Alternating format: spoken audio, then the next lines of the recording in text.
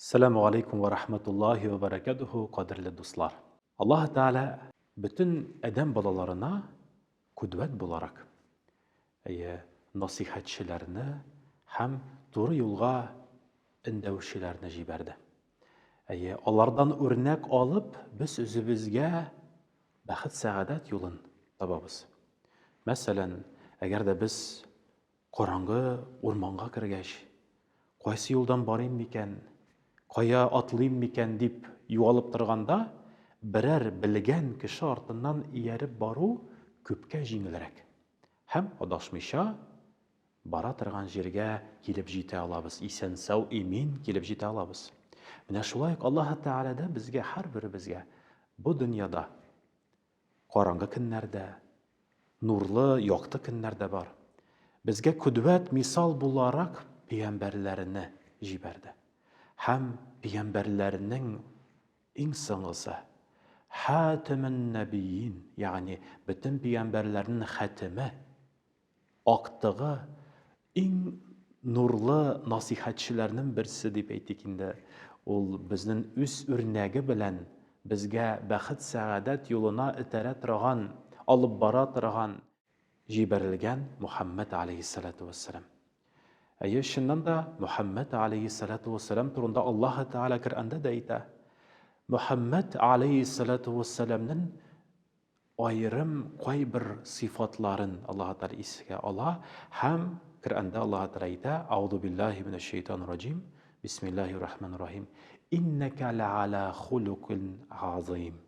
Эй Мухаммад, шуннан да син улуг, күркәм бер холыклы кеше. Ягъни кешенең холыгы аның ичке халәтен, иманның дәрәҗәсен күрсәтә торган бер сыйфат. Әмма ләкин без сорау бирә алабыз. Хәзрәт, пәйгамбәрләр Адәм алейһиссаламнан алып Мухаммад алейһиссалату вассаламга хәтле пәйгамбәрләр, илчеләр, расуллар җибәрелмеш. Әмма ләкин кешеләр ничек гөнаһ эшләгәннәр, шулай ук эшлиләр. Ничек алдаганнар, шулай ук алдылар. Урлаганнары да урлыйлар. Гөнаһ дөньяда кимемәде. Мәгънәсе бар микән ул илчеләрнең? Дип сорау бирергә мөмкинсез. Шушы сорау белән улуг галимгә, Зәйнулла хәзрәте безгә. Зәйнулла хәзрәткә сорау белән киләләр. Зәйнулла хәзрәт елмаеп, җавап бирмичә калдыра. Һәм Казан шәһәренә кирип җиткәндә, нәкъ шәһәр кырыенда бер кичкенә генә сабый баланың балчыкка, пычракка кирип утырып, куллар белән балчыкка суга-суга, тирә-якта бөтен җиллекне, капка төбен һәм үзен пычракка батырган була. Шушы халәтне күреп, Зәйнулла хәзрәт сорау бирә. Шушы сорауны алданрак теге пәйгамбәрләрнең җибәрүенең хикмәте бармысын?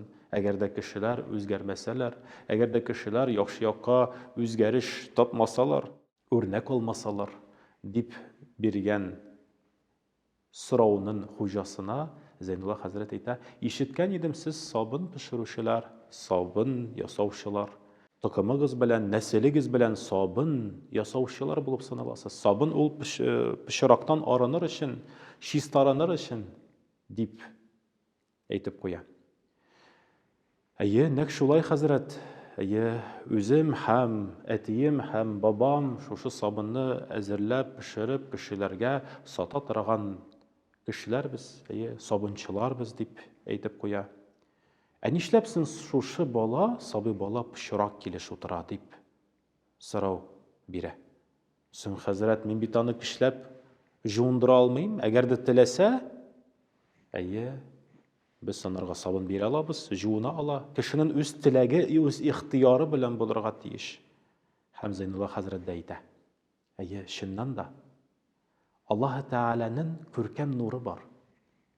Һәрбер пәйгамбәр, һәрбер расул безгә бәхет сәгадәт юлын күрсәтүче һәм безне гөнаһлардан, хаталардан пакландыручы булып җибәрелде.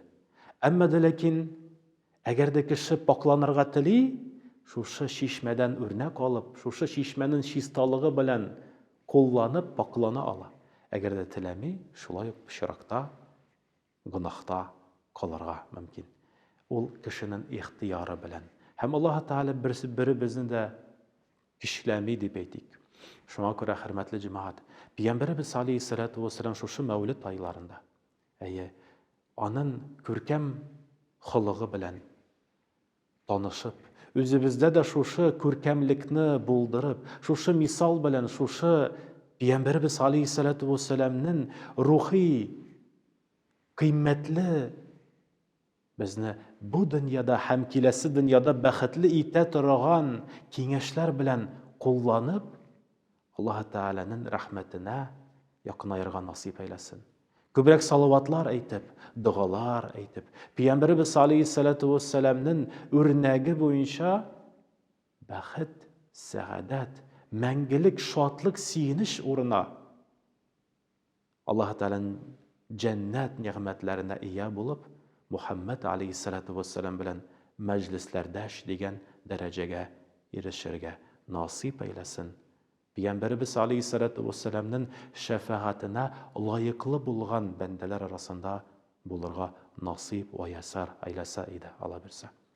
Ассаламу алейкум ва рахматуллаһи ва баракатуһ.